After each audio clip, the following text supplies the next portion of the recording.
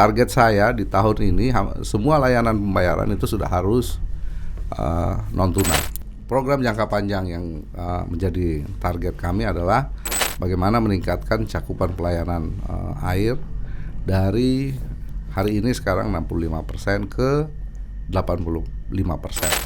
Itu target jangka panjang.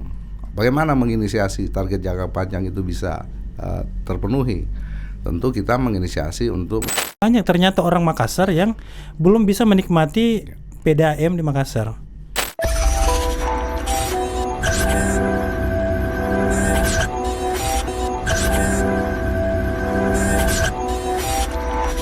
One days, one goals, one goodness.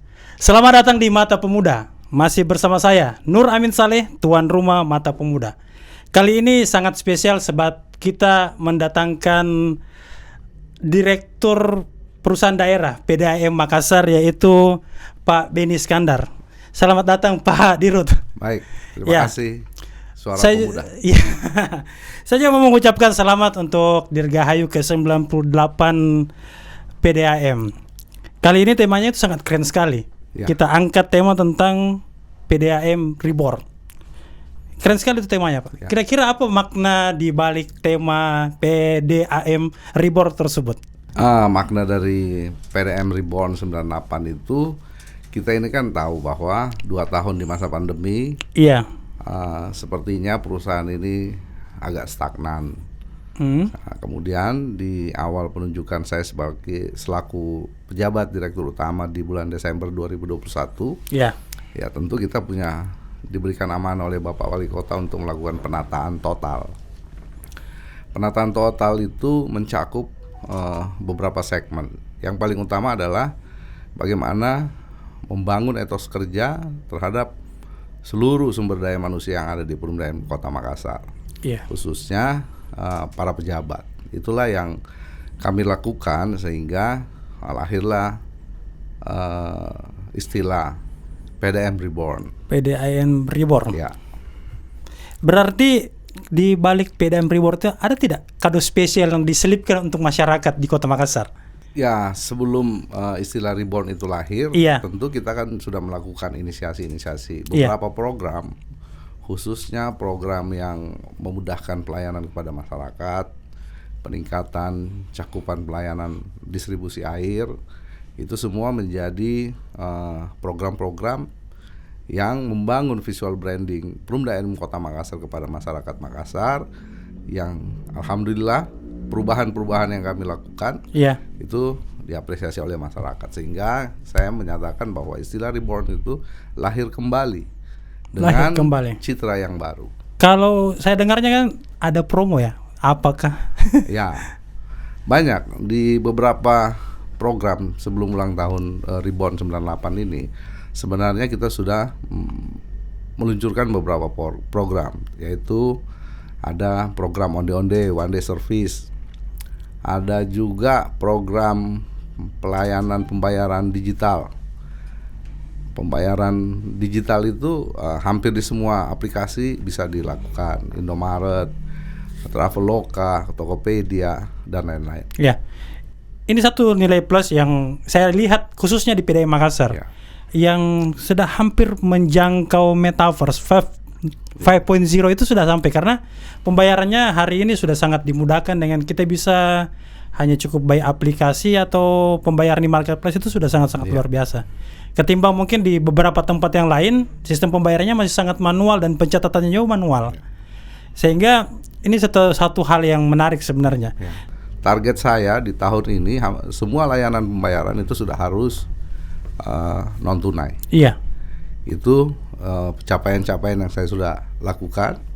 Kira-kira di tangan dinginnya Pak Dirut itu apa langkah untuk bisa mengembalikan kepercayaan masyarakat di Kota Makassar? Kalau terkait citra visual branding perusahaan, ya bisa kita lihat sekarang bagaimana informasi-informasi kemasyarakatan yang dibuat oleh Perumda Kota Makassar, dan akhirnya kita mendapat penghargaan di Lombok baru-baru dalam kontes kehumasan seluruh Indonesia. Perumda Kota Makassar mendapat penghargaan sebagai BUMD yang paling banyak melakukan rilis berita dan meme digital di media sosial. Seperti itu. Bisa tahu berapa PAD Perumda PDAM Makassar? Kalau PAD kita ini BUMD, jadi Perumda itu tidak mengenal istilah PAD.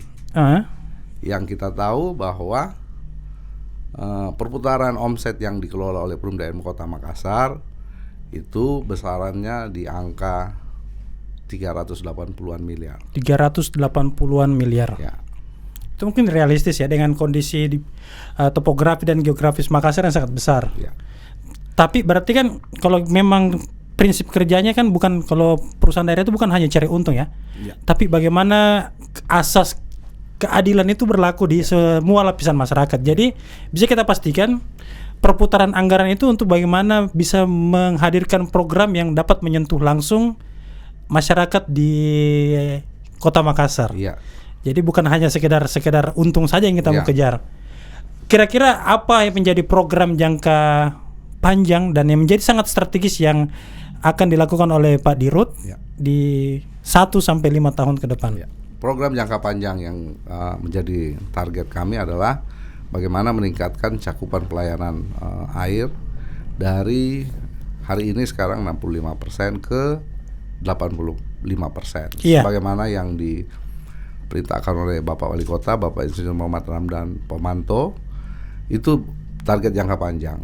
Bagaimana menginisiasi target jangka panjang itu bisa terpenuhi? Tentu kita menginisiasi untuk melakukan pembangunan instalasi pengadaan air yang baru dengan kapasitas yang lebih besar sehingga target cakupan pelayanan itu bisa kami tingkatkan. Yang kedua, meningkatkan cakupan pelayanan air, tentu kita memberikan kemudahan-kemudahan kepada masyarakat dalam hal untuk pemasangan baru, sambungan baru. Kemudahan-kemudahan itu ya seperti yang sekarang di promo ulang tahun, ada kemudahan penyambungan instalasi itu 5 kali bayar. 5 kali bayar. Ya. Dan itu berlaku sampai tanggal 30 Agustus. Oke. Nah, kalau terkait program jangka pendek, ya tentu kita yang bisa kita sampaikan ke masyarakat adalah pelayanan quick response Perumda Kota Makassar. Hari ini bisa kami pastikan pelayanan itu di bawah 1 jam, insya Allah itu tertangani. Sangat luar cepat ya.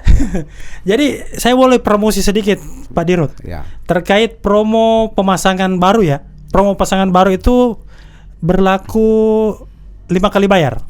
Jadi tidak sekaligus dibebankan ke masyarakat dan ini bisa ditagih mungkin atau penagihannya itu berangsur, yaitu 5 kali. Jadi sangat memudahkan untuk semua masyarakat di Kota Makassar jika baru mau melakukan pemasangan air PDAM.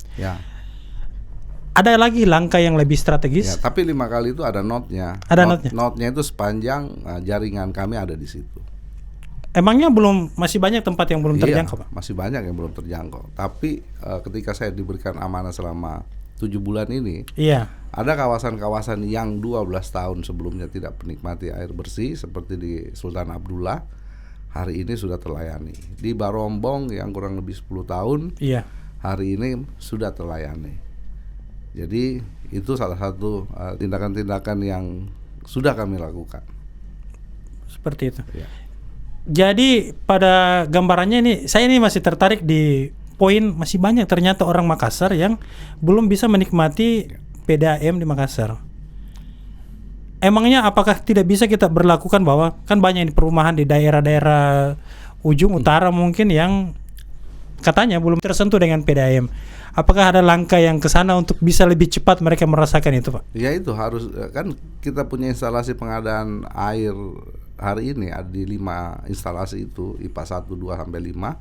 Tentu itu masih punya keterbatasan. Itulah yang saya bilang bahwa cakupan pelayanan untuk Kota Makassar hari ini tuh di 65%. 65%. Ya, berarti masih ada 35% masyarakat Kota Makassar yang belum bisa menikmati.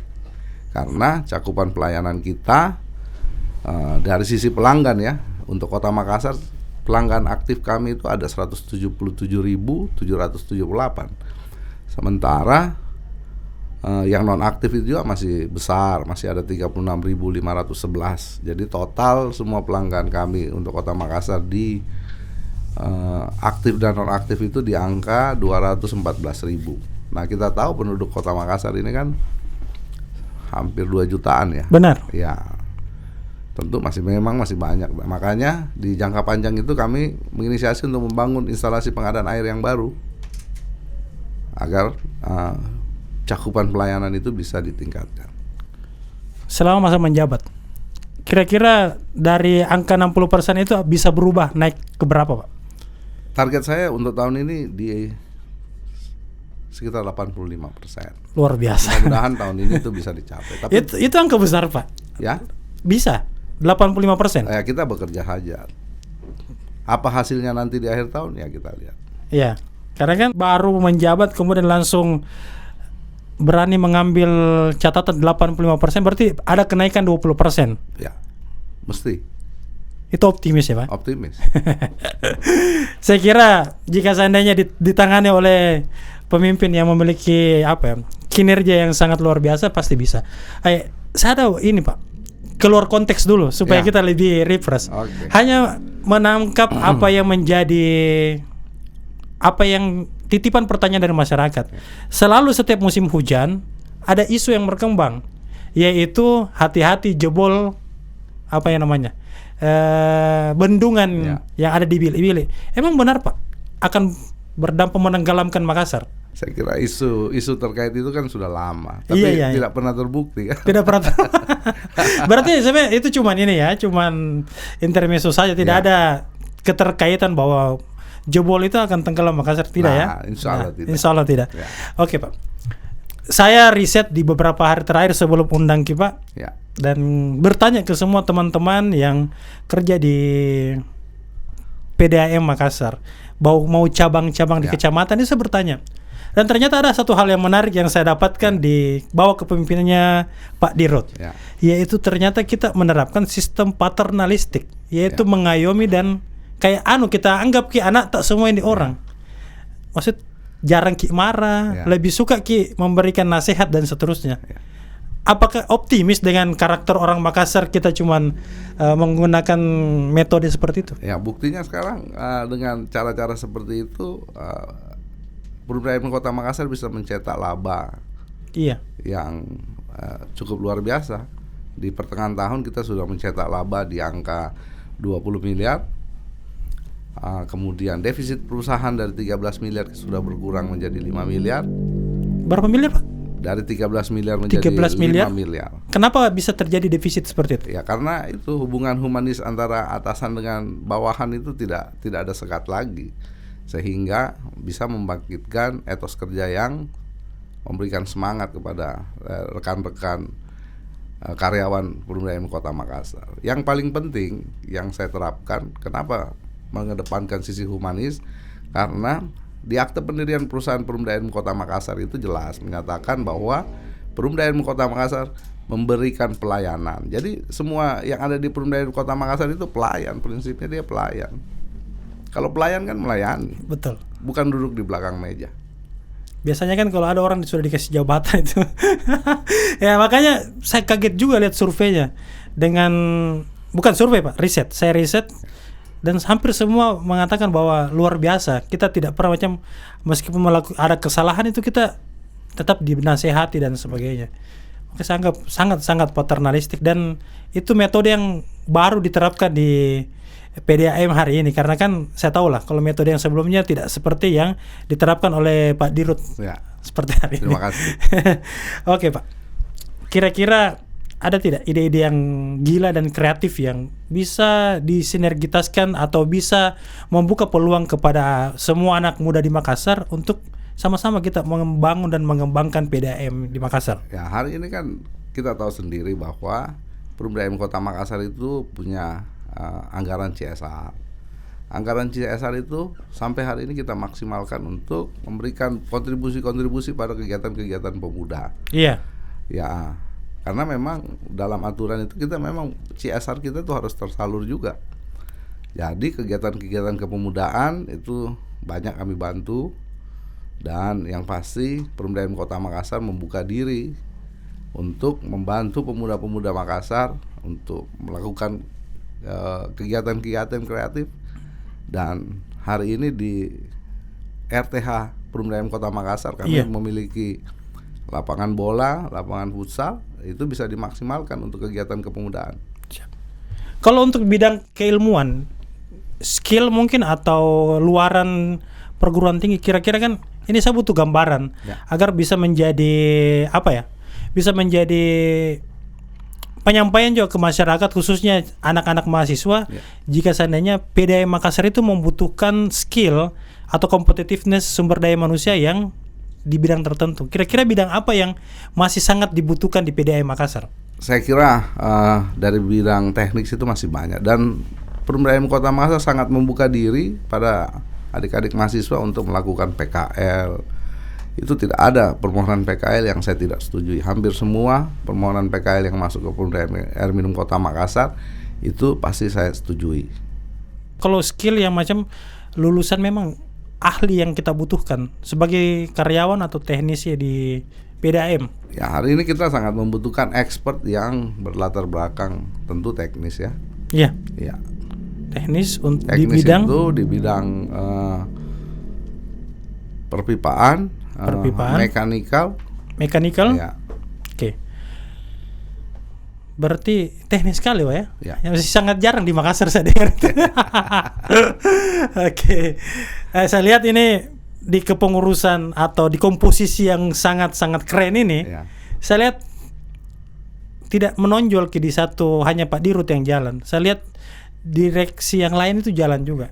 Termasuk juga saya lihat ada direksi yang turun mengawasi tentang IPAL, limbah dan sebagainya. Dan ternyata bagaimana kita lihat kalau seandainya banyak ini yang menyebabkan limbah di Kota Makassar? Saya kira hari ini kan kita sudah punya direktur air limbah, punya direktur umum, punya direktur teknik, dan punya direktur keuangan. Ya, polanya saya Dirut jangan one man show lah. One man show. Distribusi kewenangan juga ke direktur lain kan, dan kita memberikan support direksi lain untuk menginisiasi pekerjaan-pekerjaan yang terbarukan untuk pelayanan air untuk masyarakat Kota Makassar. Saya mendukung direksi-direksi bagian saya malah mendistribusikan kewenangan untuk mereka berjalan. Jangan tersentralistik ke Dirut saja.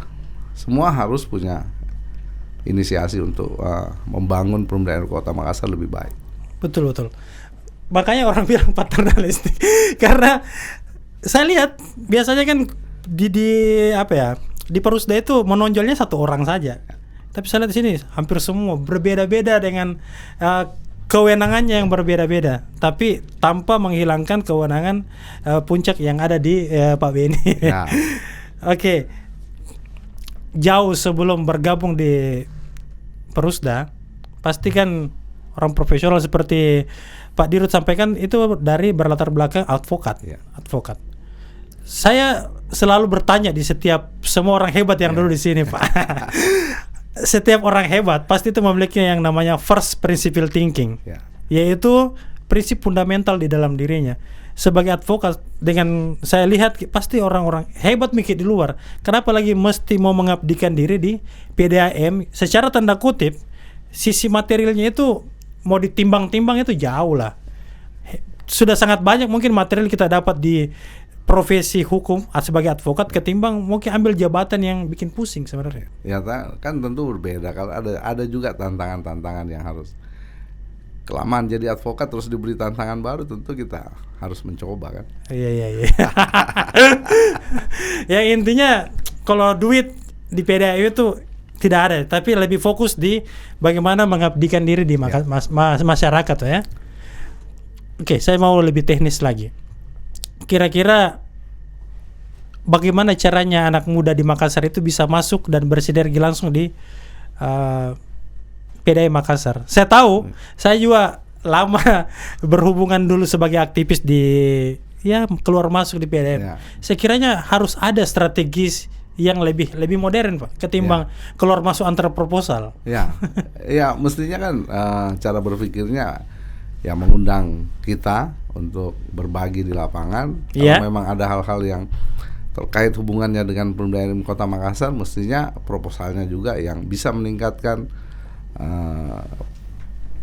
kinerja perusahaan. Kinerja perusahaan. Jadi proposal itu tidak melulu hal-hal yang bantuan. Paling tidak memberikan proposal, melakukan workshop atau melakukan penelitian, itu kan jauh lebih bagus. Dan saya membuka ruang. Iya.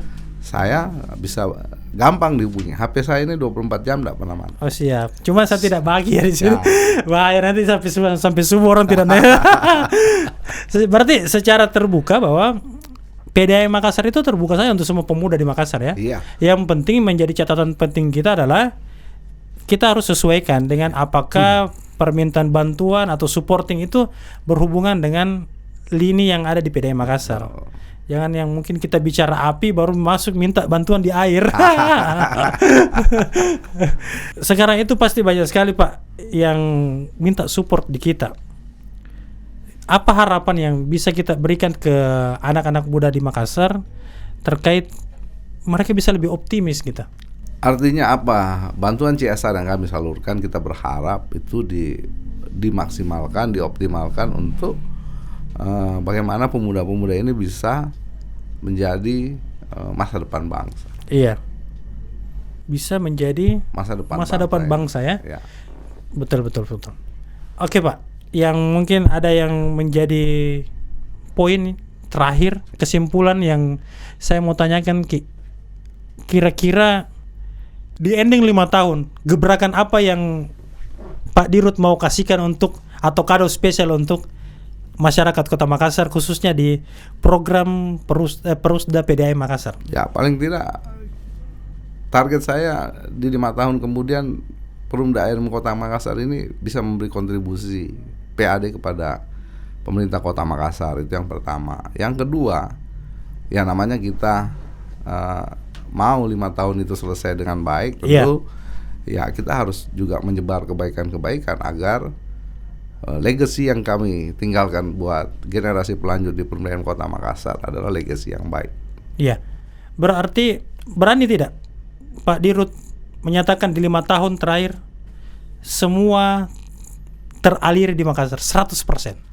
Kalau itu saya belum bisa berani menjamin, karena kita kan tahu dinamika Pemda Kota Makassar itu kan seksi banget. Semua orang mau. Benar. Jadi kan kita nggak pernah tahu ini ke depan seperti apa. Ini optimis Pak. Ya. Tidak ada tagihan di sini. Kalau seandainya tidak bisa kita wujudkan turun dari jabatan kan tidak ada. Ya. Saya hanya mau melihat optimisme seorang Dirut PDAM Makassar itu sangat-sangat optimis untuk bisa mengabdi di Kota Makassar. Kalau target 85% bisa kami capai, entah di tahun sekarang apa di tahun yang ke depan, ya tentu 85% itu sudah menandakan tinggal 15% lagi yang belum teraliri. Iya, tinggal 15%. Iya. Berarti bolehlah dicicil-cicil. Oke. Sehat sebagai kata kunci metaverse. Pak Wali selalu menggaungkan metaverse. Ya. Sedangkan PDAM Makassar itu sudah masuk satu kakinya di metaverse, yaitu by aplikasi dan seterusnya. Langkah apa yang lebih strategis lagi yang berhubungan dengan metaverse? Ya, di pembukaan rakorsus pemerintah kota kemarin, ya bukan saya mau jumawa ya atau nyombong, iya. Tapi PDAM lah yang pertama yang mendeklar bahwa PDAM sudah mempunyai akun Tirtaverse. Apa itu Tirtaverse? Ya akun metaverse Pemda Kota Makassar kami namakan Tirtaverse. Tirtaverse. Kerjanya seperti bagaimana itu? Jadi metaverse itu kita sudah mengumpulkan data-data sehingga menggampangkan orang secara digital melihat seperti apa Pemda Kota Makassar. Kan metaverse itu dia melihat sesuatu di masa lalu, sekarang dan ke depan. Iya. Dan bisa ditampilkan secara secara virtual. Secara virtual. Iya. Tapi kalau manfaatnya dengan pelayanan itu seperti apa? Manfaatnya pelayanan melalui metaverse, kita berharap orang sudah bisa melakukan pembayaran, pengaduan. Iya. Ya, ke depan itu seperti itu. Sekarang kita sedang mengumpulkan database untuk akun Tirtaverse itu. Target operasi Tirtaverse itu kapan kira-kira? Saya berharap di akhir tahun ini sudah bisa. Tapi di acara malam puncak Pemda Kota Makassar di tanggal 26 nanti, insya Allah kita sudah launching Tirta First itu. Launching Tirta First, tapi untuk operasional secara 100% nanti kita target maksimal di akhir tahun. Akhir tahun. Sangat-sangat luar biasa. Ini bisa menjadi catatan penting untuk para perusda yang ada di Makassar lainnya, Pak. Ini catatan untuk Pak Dirut di perusda lainnya di Makassar, bahwa harus juga bisa menyentuh di metaverse. Paling minimal langkah-langkah awal mendigitalisasi semua sistem yang ada. Jangan apa-apa semua manual. Ya. Hari ini sudah saatnya kita masuk ke hal-hal yang bersifat digital, Pak. Saya ucapkan terima kasih banyak, Pak. Sama-sama. Sudah datang ke Mata Pemuda. Sebagai penutup, kesimpulan dari saya ingat sekali apa yang disampaikan oleh Pak Direktur, yaitu ada promo sampai di akhir bulan Agustus 2020, yaitu untuk pemasangan baru. Jadi para pemudaism dimanapun kalian berada, khususnya di wilayah Makassar, manfaatkan peluang ini, sebab jarang sekali ada promo yang diberlakukan nanti di masanya Pak Direktur Pak Beni Iskandar.